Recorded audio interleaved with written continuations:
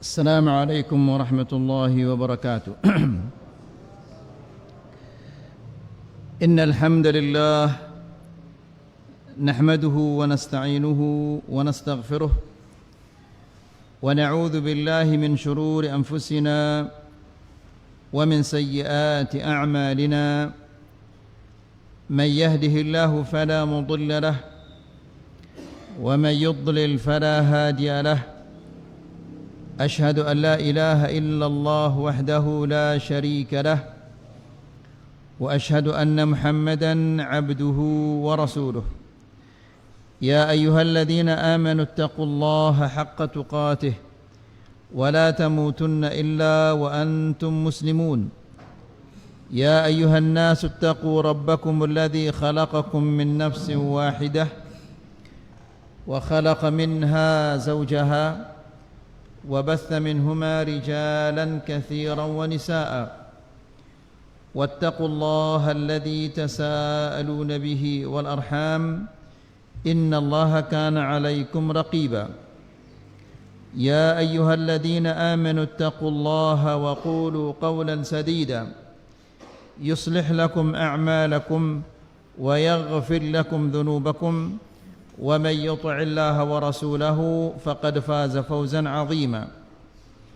أما بعد فإن أحسن الكلام كلام الله وخير الهدى هدى محمد صلى الله عليه وسلم وشر الأمور محدثاتها فإن كل محدثة بدعة وكل بدعة ضلالة وكل ضلالة في النار. Ikhwani wa akhwati fid din, a'azzakumullah.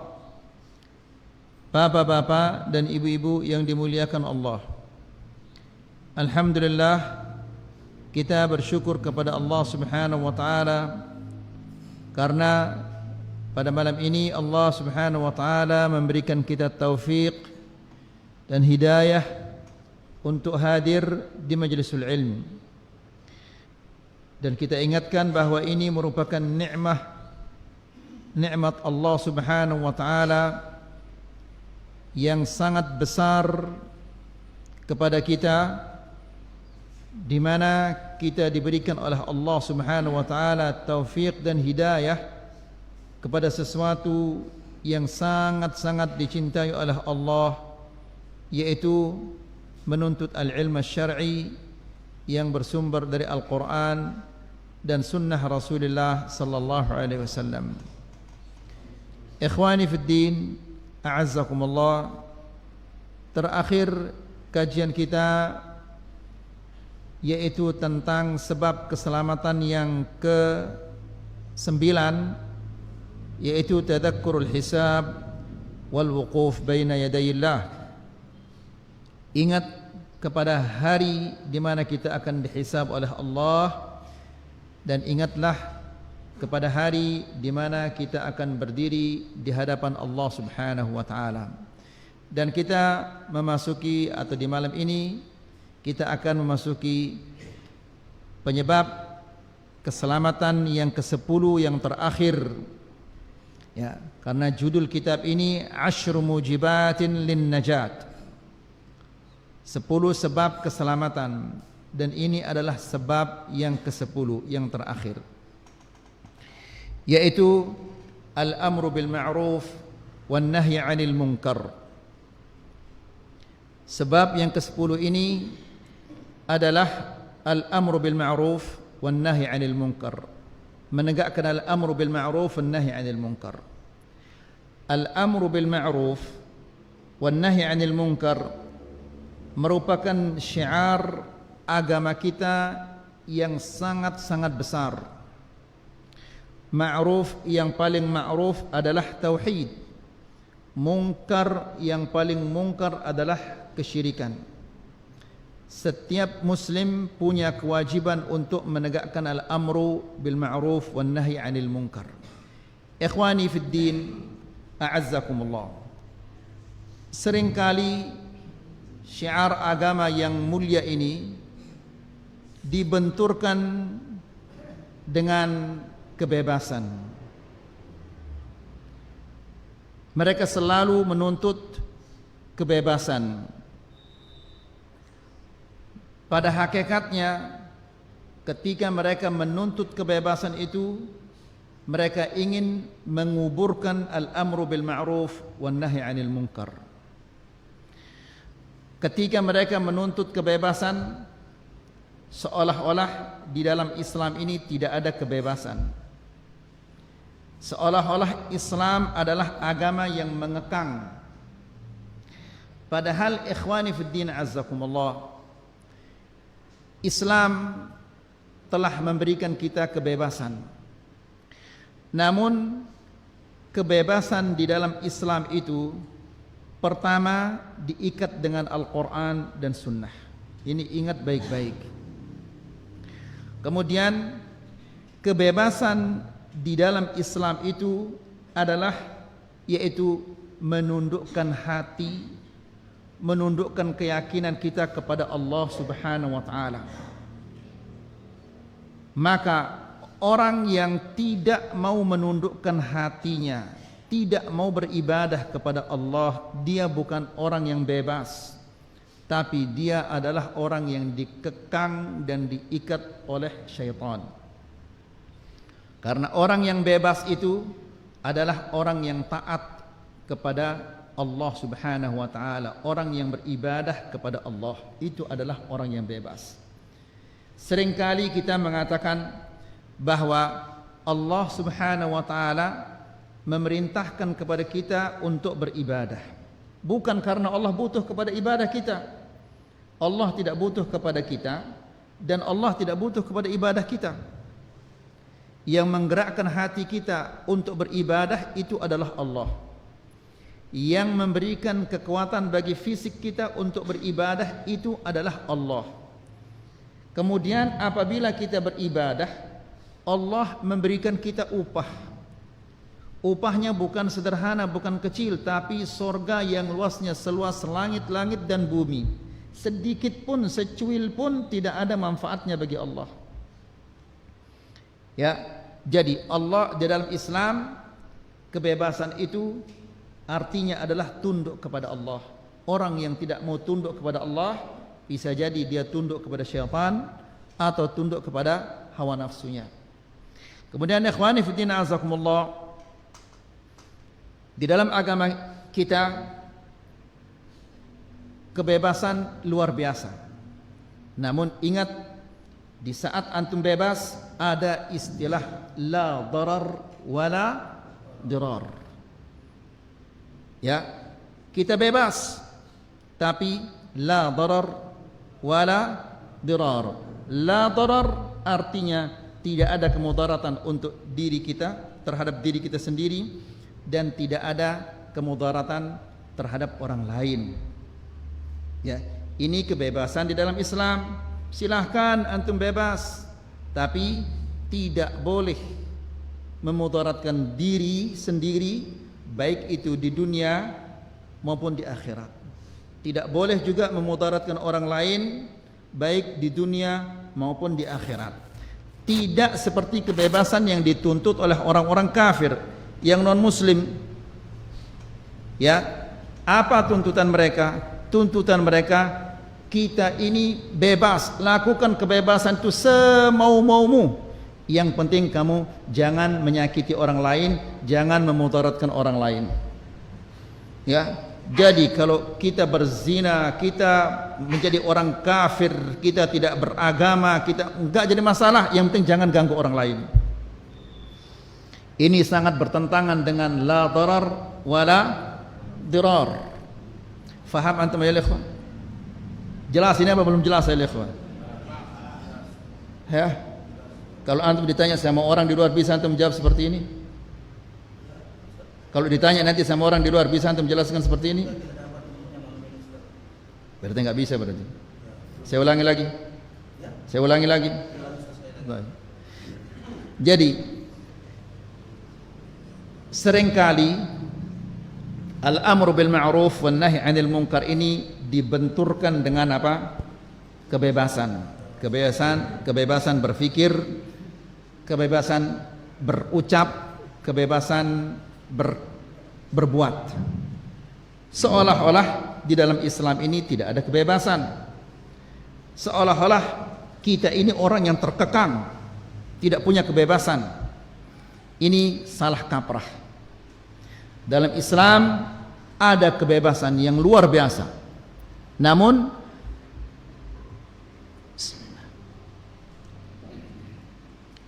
kebebasan di dalam Islam itu terikat dengan Al-Quran dan Sunnah. Karena kalau kebebasan itu tidak diikat dengan Al-Quran dan Sunnah, maka dia akan menjadi kehancuran dan jadi bencana yang sangat besar. Lihat saja negara-negara kafir itu. Ya, si fulan dia berzina dengan ibunya. Kalau bapaknya marah, bapaknya boleh dituntut dan dipenjarakan. Apa ini ayulikhu? Binatang ini. Ya, jadi dalam Islam kita bebas, namun kebebasan kita itu diikat dengan apa? Diikat dengan Al-Quran dan Sunnah, diarahkan dengan Al-Quran dan Sunnah. Yang kedua, kebebasan di dalam Islam itu artinya adalah tunduk kepada Allah, taat kepada Allah. Karena jika orang itu dia tidak taat kepada Allah, tidak tunduk kepada Allah, tidak beribadah kepada Allah, berarti dia itu imma dia tunduk kepada syaitan atau tunduk kepada hawa nafsunya. Ya, tidak ada yang lain. Imma dia tunduk kepada Allah atau tunduk kepada selain Allah. Siapa selain Allah itu? Bisa jadi itu adalah syaitan, bisa jadi itu adalah hawa nafsunya. Kemudian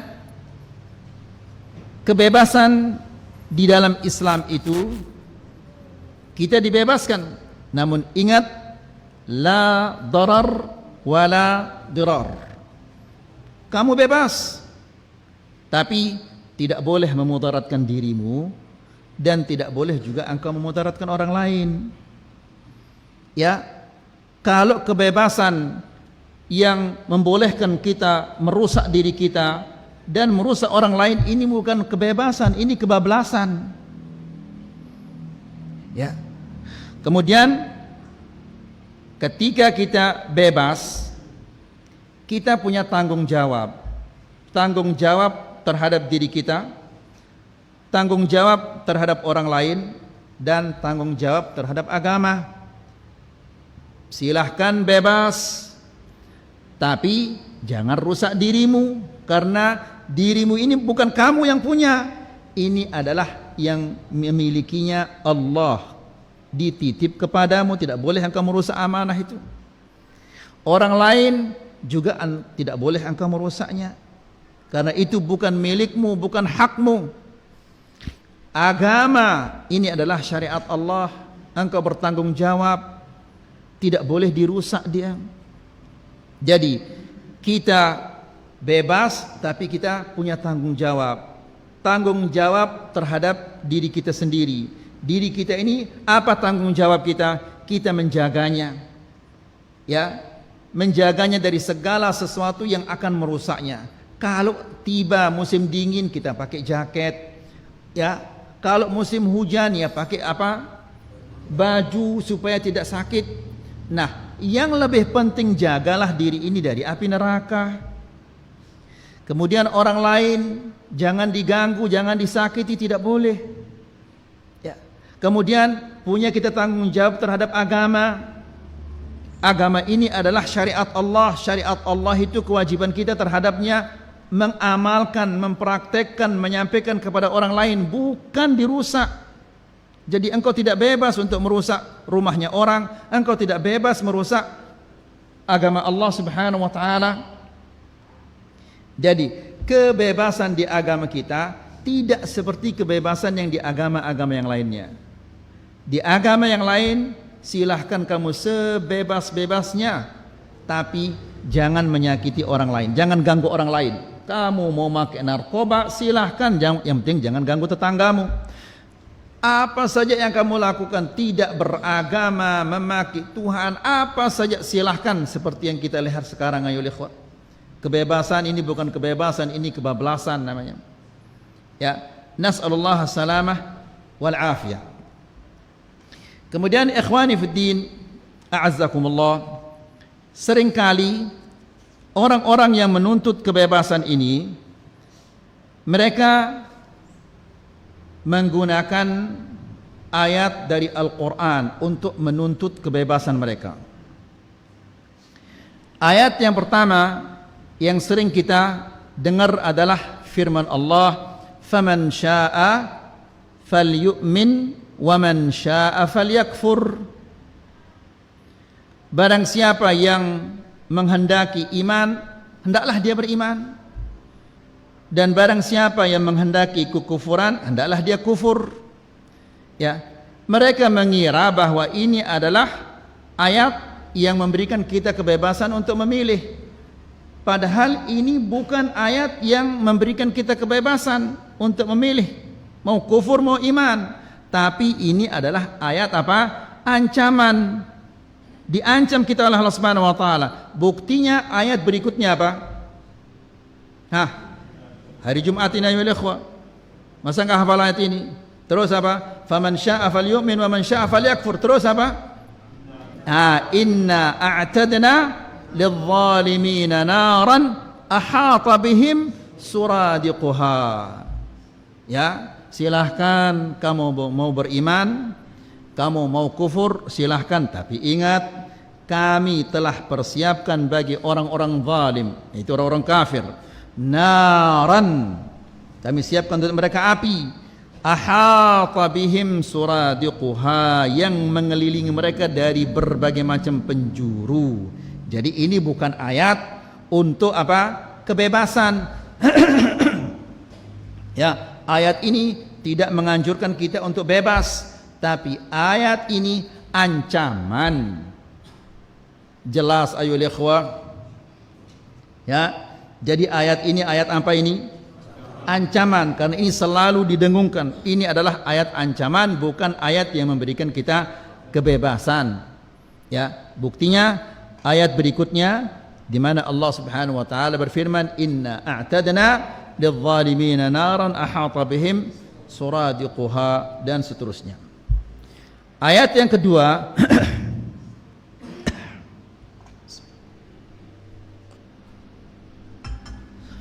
ayat yang kedua yang sering disuarakan oleh orang-orang yang menuntut kebebasan adalah firman Allah di dalam suratul Baqarah ayat yang 256, di mana Allah Subhanahu wa taala berfirman, "La ikraha fid din."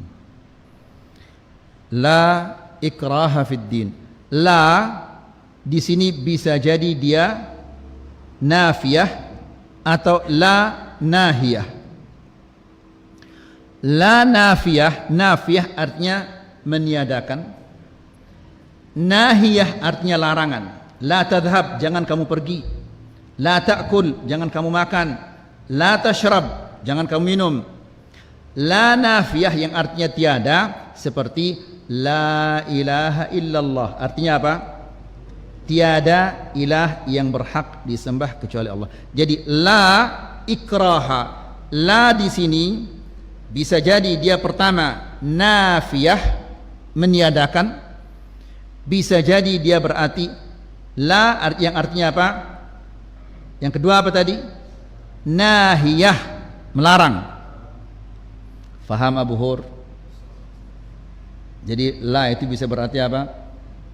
Yang pertama nafiyah, kedua melarang. Baik. Kalau kita artikan dia la nafiyah yang artinya meniadakan, maka itu artinya tidak ada ya paksaan di dalam agama. Tidak bisa kita memaksa seseorang untuk beriman, karena iman itu di dalam hati. Bagaimana kita memaksa seseorang? La ikraha, tiada paksaan. Bagaimana kita akan memaksa seseorang? Bisa jadi dia mengatakan, ya saya beriman, la ilaha illallah Muhammad Rasulullah, tapi di dalam hatinya dia tidak beriman. Seperti siapa? Orang munafik, ya, yang mengatakan la ilaha illallah Muhammad Rasulullah, namun dia di lisannya saja, di hatinya dia kufur kepada Allah. Ini kalau kita artikan la itu la nafiyah, peniadaan. Tiada paksaan di dalam agama, tidak bisa kita memaksa seseorang. Ya, dia mengatakan la ilaha illallah namun di hatinya dia benci kepada Islam. Bagaimana kita akan paksa dia? Tidak mungkin kita akan paksakan dia. Yang kedua, la artinya apa? Nahiyah, melarang. La tadhhab, jangan kamu pergi. Ini melarang. Kalau kita artikan la itu nahiyah, artinya tidak boleh memaksa orang yang sudah membayar upeti untuk masuk Islam. Tidak boleh dipaksa. Misalnya suatu pasukan Islam telah menang di suatu pertempuran, lalu ada di sana ada orang Yahudi dan orang Nasara, disuruh masuk Islam, dia mengatakan saya tidak mau masuk Islam. Kalau kamu tidak mau masuk Islam, silahkan bayar upeti. Ya, bayar upeti ini sebagai keamanannya. Dia bayar setiap tahun sifatnya, atau setiap bulan dia bayar uang keamanan, uang penjagaannya. Nah, orang yang seperti ini tidak boleh. Tidak boleh itu apa? Nafi apa? Nahi. Nahi. Ya, tidak boleh dia dipaksa. Faham ini ayolah ikhwah? Faham Abu Buhur apa enggak? Baik. Jadi ada dua maknanya. Jadi ayat ini tentang masuk Islam, bukan keluar dari Islam. Ya. Ayat ini tentang memasukkan orang ke agama Islam, bukan keluar dari Islam. Sementara yang menuntut kebebasan ini, yang mereka tuntut apa? Keluar dari Islam, bebas dari Islam, tidak menginginkan Islam. Itu yang mereka tuntut, karena mereka menganggap bahwa Islam ini adalah mengikat mereka. Tidak ada, kami tidak bebas. Ya, yang tidak mau pakai jilbab kami ingin bebas katanya. Padahal dia bukan bebas, dia menjadi budak syaitan tanpa dia sadari. Ini ayat yang kedua yang selalu didengungkan oleh orang-orang yang menuntut kebebasan. Ayat yang ketiga yaitu lakum dinukum waliyadin. Bagi kalian agama kalian dan bagiku adalah agamaku. Ini bukan berkaitan tentang paksaan. Ya, di sini Rasulullah sallallahu alaihi wasallam diperintahkan oleh Allah Subhanahu wa taala setelah dia mendakwahi mereka, namun mereka tidak mau juga masuk agama Islam, tidak mau menerima agamanya Rasulullah sallallahu alaihi wasallam, maka dia diperintahkan oleh Allah, umumkan bahwa engkau berlepas diri dari mereka dan dari agama mereka. Ini bukan masalah kebebasan, tapi ini adalah perintah dari Allah Subhanahu wa taala kepada Rasulullah sallallahu alaihi wasallam agar mengumumkan jika mereka sudah tidak mau, setelah didakwahi oleh Nabi tidak mau beriman, maka umumkan bahwa engkau berlepas diri dari mereka dan dari agama mereka. Jelas ayolah ikhwah? Ya, jadi orang-orang yang menuntut kebebasan itu tujuannya adalah untuk menguburkan al-amru bil ma'ruf wan nahi 'anil munkar. Dan betapa banyaknya orang-orang yang bermunculan setiap hari, bermunculan orang-orang yang seperti ini. Ya, saya dikirimkan video oleh salah seorang ikhwan. Seorang Habib mengatakan ada 3 orang yang berjalan dengan cepat membawa buku. Yang pertama bersinar, yang kedua bersinar, yang ketiga juga bersinar.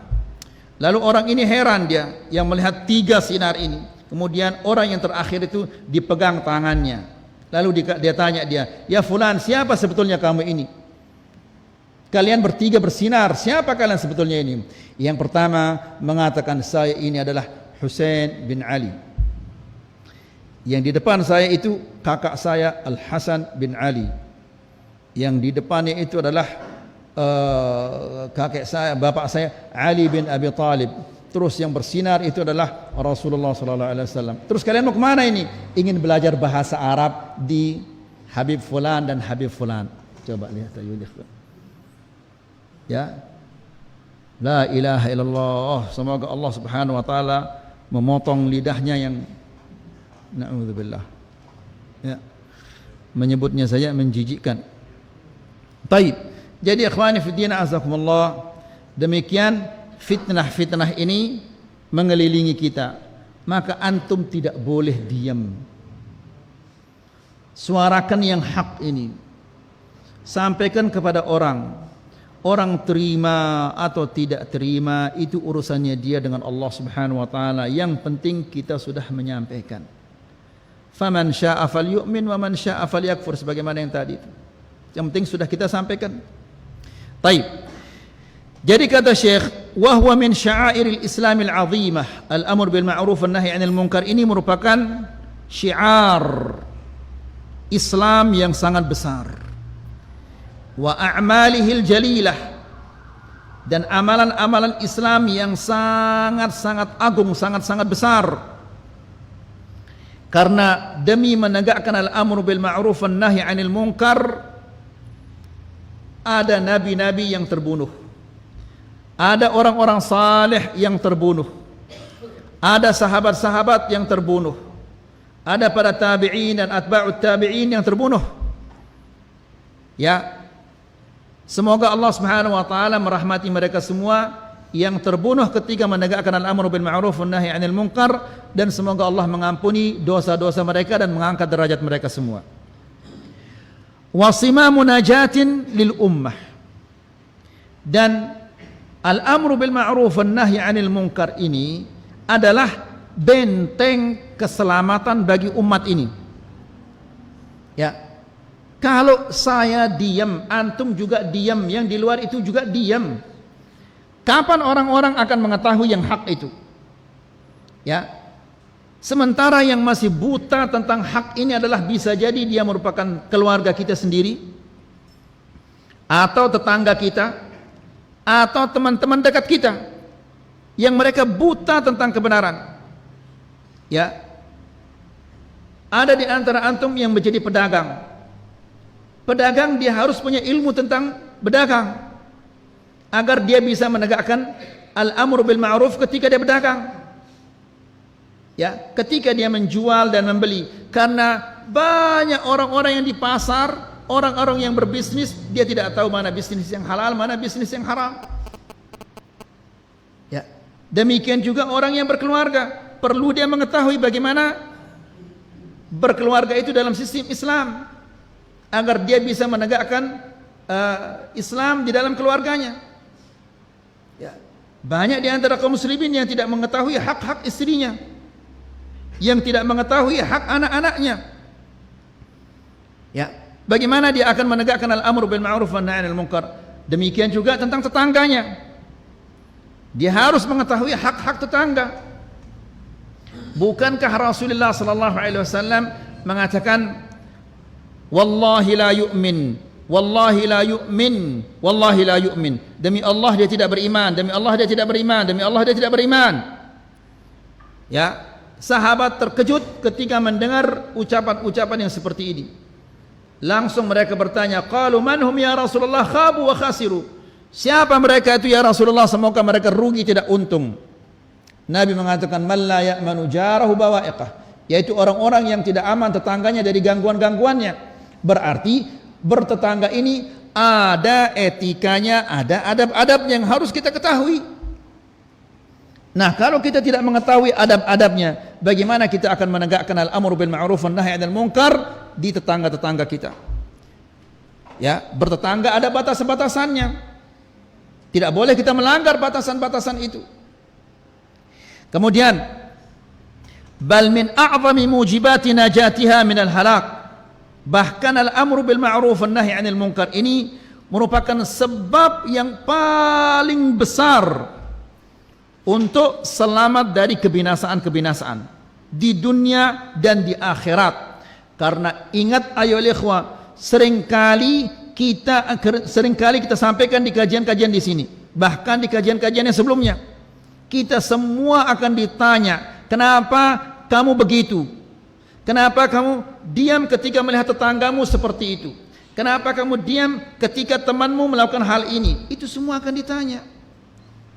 Ya, satu-satunya cara adalah tegakkan al-amru bil ma'ruf wan nahi 'anil munkar supaya kita selamat dari tuntutan-tuntutan ini.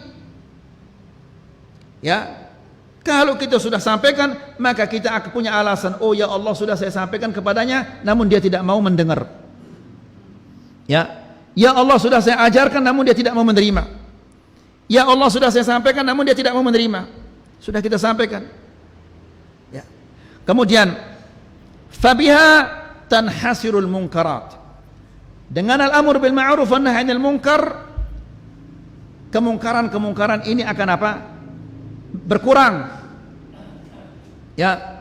Dan ikhwani fi din azakumullah, gara-gara kebanyakan kita diam, maka lihat saja kemungkaran-kemungkaran yang terjadi sekarang ini.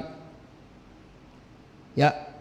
Mungkin 20 atau 25 tahun yang lalu tidak pernah kita melihat seorang wanita yang keluar pakai lepis yang ketat, kemudian pakai kaos yang ketat, atau bahkan pakai apa? Celana pendek yang ketat, kemudian kaos yang ketat seperti yang kita lihat sekarang ini. Ya. Dan 25 tahun yang lalu tidak pernah kita mendengar ya tentang perzinahan yang merajalela di mana-mana, di kalangan remaja, di kalangan orang tua. Kenapa terjadi seperti itu? Karena kebanyakan kita diam. Ya, tidak menyampaikan, akibatnya seperti ini. Padahal Rasulullah sallallahu alaihi wasallam mengatakan, la ta'murunna bil ma'ruf wa la tanhawunna 'anil munkar aw la yushikanna Allahu an yunzil bikum 'adzab. Ya. Hendaklah kalian menegakkan al-amr bil ma'ruf wan nahy 'anil munkar, atau Allah akan menimpakan kalian azab. Ya, lalu kalian berdoa nanti Allah Subhanahu wa taala tidak mengabulkan doa kalian karena kalian diam. Yang pedagang melihat temannya salah caranya berdagang, dia diam. Petani dia melihat temannya salah, dia diam. Tetangga dia melihat tetangganya salah, dia diam. Nasallallahu salam al-afiyah. Kalau demikian ayuhal ikhwah, maka kita harus siap-siap akan dituntut oleh Allah Subhanahu wa taala. Kemudian wa takthurul khairat, dan dengan al-amr bil ma'ruf wan nahy 'anil munkar ini, kebaikan-kebaikan itu akan menyebar. Ya. Wa ta'ummul barakat, dan keberkahan akan membanyak, menjadi banyak. Umur kita diberkahi oleh Allah, keluarga kita akan diberkahi oleh Allah, makanan, minuman kita akan diberkahi oleh Allah Subhanahu wa taala jika kita menegakkan al-amr bil ma'ruf wan nahy 'anil munkar. Kemudian wa tatanazzalur rahmat, dan rahmat Allah Subhanahu wa taala akan senantiasa turun apabila kita menegakkan al-amr bil ma'ruf wan nahy 'anil munkar. Lihat bagaimana Allah Subhanahu wa taala merahmati Rasulullah sallallahu alaihi wasallam dan sahabat-sahabatnya. Salah satu sebabnya adalah karena mereka senantiasa menegakkan al-amr bil ma'ruf wan nahy 'anil munkar. Ya. Wa la yakhafuna lawmata la'im, dan mereka tidak takut terhadap celaan-celaan orang yang mencela. Ya. Ketika mereka menegakkan al-amr bil ma'ruf wan nahy 'anil munkar, mereka tidak takut. Siapa-siapa mencela enggak apa-apa, cela silahkan. Ya. Ini yang selalu membuat kita mundur. Nanti dicela, nanti begini, nanti begini. Kapan agama itu tegak kalau kita semua mengatakan nanti terjadi begini, nanti saya tidak disapa, nanti saya begini, nanti saya begini. Subhanallah. Ya. Orang yang mengatakan demikian mungkin dia tidak yakin bahwa Allah Subhanahu wa taala satu-satunya zat yang berhak untuk disembah. Mungkin dia tidak yakin bahwa Allah satu-satunya zat yang menciptakan, satu-satunya zat yang memberi rezeki, satu-satunya zat yang menghidupkan dan yang mematikan. Kalau kita meyakini semua ini ayuhal ikhwah, kita tidak akan takut nanti rezeki saya akan putus. Bagaimana rezeki saya akan diputus sementara rezeki itu di tangan Allah? Nanti nyawamu melayang, bagaimana nyawa saya melayang sementara nyawa itu ada di tangan Allah? Ya, jadi ikhwani fi din azakumullah, ini adalah dzalikumus syaitanu yukhawifu awliya'ah. Demikianlah syaitan itu menakut-nakuti kita supaya kita tidak menegakkan al-amru bil ma'ruf wan nahy 'anil munkar, karena dengan menegaknya al-amru bil ma'ruf wan nahy 'anil munkar, Islam itu akan jaya, syariat Allah Subhanahu wa taala akan tegak, namun mereka tidak menginginkan hal ini. Kemudian walaha min al-athari fi salahil ibadi wal mujtama'at ma la ya'lamuhu illa rabbul ardi was samawat.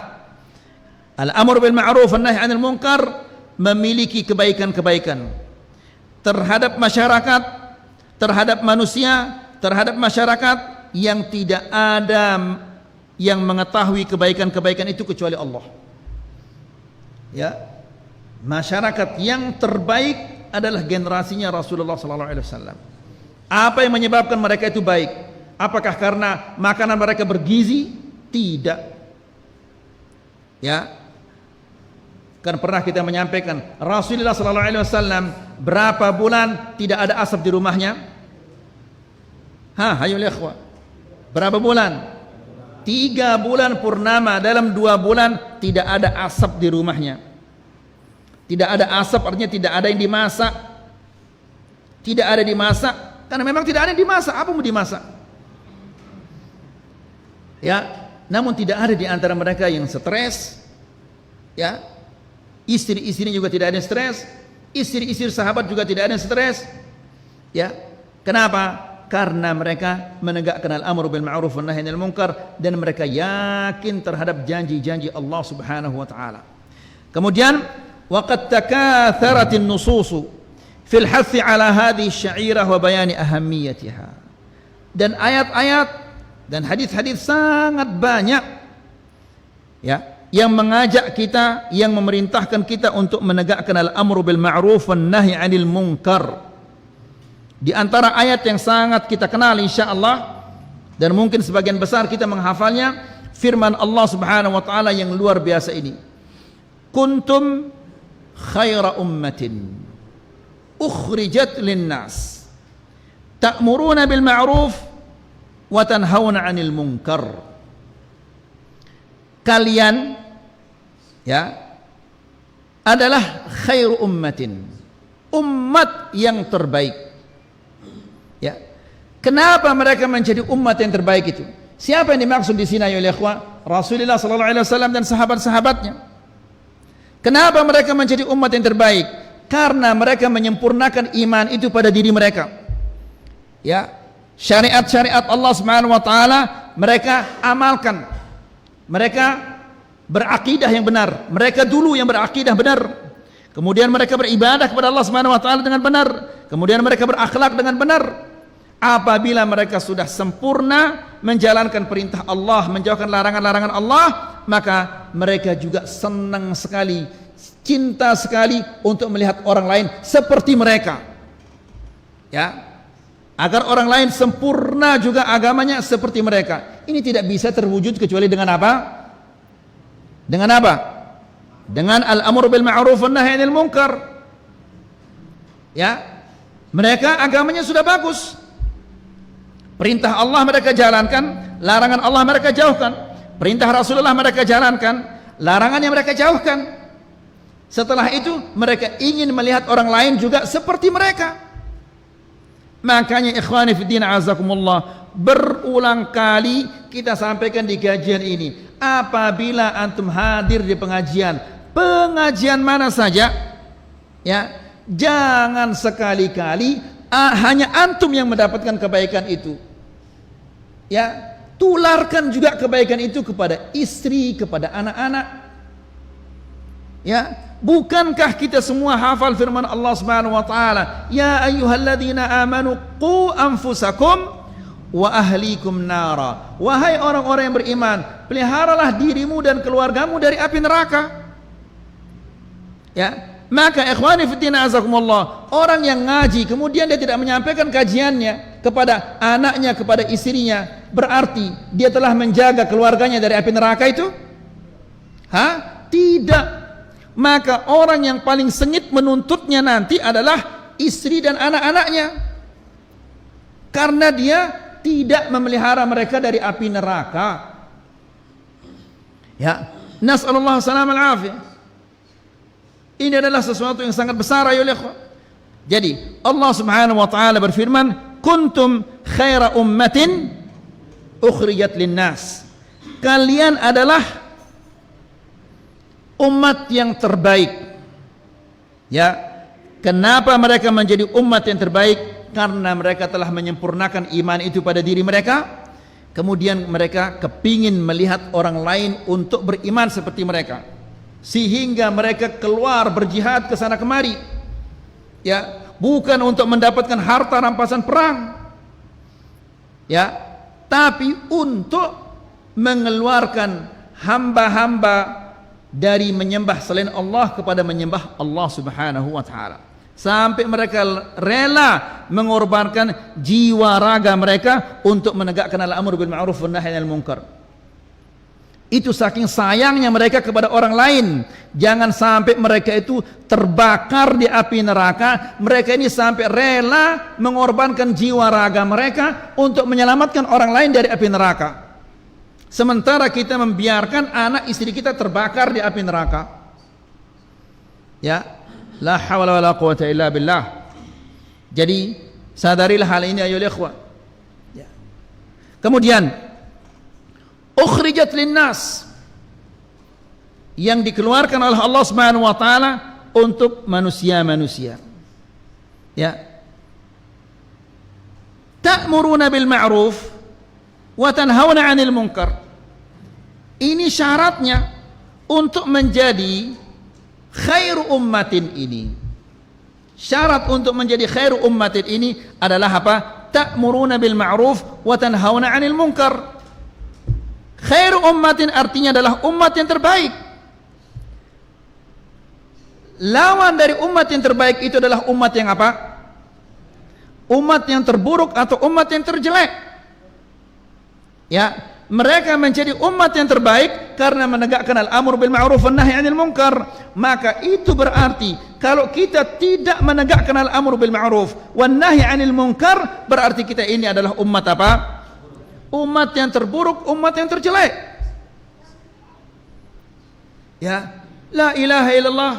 Apakah kita juga akan mati nanti dalam keadaan terjelek seperti ini? Sampaikan ayo ikhwah, meskipun hanya sekedar kepada keluarga. Ya, bayangkan ikhwani fiddin azakumullah, kalau kita semua ini menyampaikan kepada keluarganya, kepada anak istrinya, dan pesan anak istri agar menyampaikan kepada orang lain. Kalau mereka menyampaikan kepada orang lain, subhanallah, bagaimana jadinya Lombok ini ayo ikhwah? Bagaimana jadinya desa kita itu? Desa kita atau tempat kita akan menjadi orang-orang yang mengenal Allah, mengenal Rasulullah sallallahu alaihi wasallam. Bagaimana amannya, tenangnya kita hidup dengan tetangga-tetangga yang mengenal sunnah Rasulullah sallallahu alaihi wasallam. Tapi kalau ini diam, itu diam, semua diam, semua, kapan orang akan mengetahui kebenaran itu? Kapan sunnah ini akan tersebar kalau semua kita diam? Ya. Kemudian jadi mereka ini menjadi umat yang terbaik, ya, gara-gara mereka menegakkan al-amru bil ma'ruf wan nahy 'anil munkar. Jadi itu syaratnya. Syarat untuk menjadi umat yang terbaik harus menegakkan al-amru bil ma'ruf wan nahy 'anil munkar. Maka suami yang terbaik adalah suami yang menegakkan al-amru bil ma'ruf wan nahy 'anil munkar di rumahnya. Istri yang terbaik adalah istri yang menegakkan al-amru bil ma'ruf wan nahy 'anil munkar. Ya, namun al-amru bil ma'ruf wan nahy 'anil munkar dasarnya itu apa? Dasarnya adalah ilmu. Bagaimana kita akan menegakkan yang ma'ruf kalau kita belum tahu yang ma'ruf itu apa, yang ma'ruf itu? Ya, bagaimana kita akan mencegah yang mungkar kalau yang mungkar itu kita belum tahu? Jangan-jangan ini ma'ruf kita kira mungkar. Jangan-jangan yang mungkar ini kita kira ma'ruf karena kita tidak tahu. Ya.